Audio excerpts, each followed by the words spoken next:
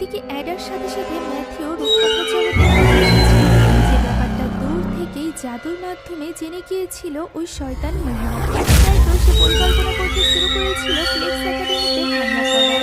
এদিকে অ্যাডার রূপকথার ওই জগতে পৌঁছে একেবারেই হতবাক হয়ে যায়। লাল রঙের গাছপালা, সাদা ধোঁয়া ধোঁয়া জঙ্গল, আকাশে উঠতে থাকা ফানুস, ছোট ছোট বামুন জাদুকর, সেই সাথে মৎস্যকন্যা।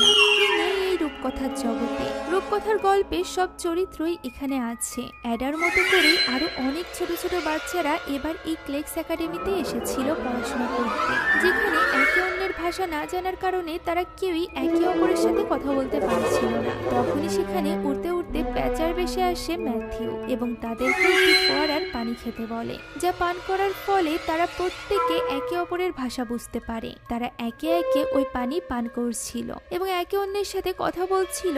এমন সময় সেখানে পৌঁছে যায়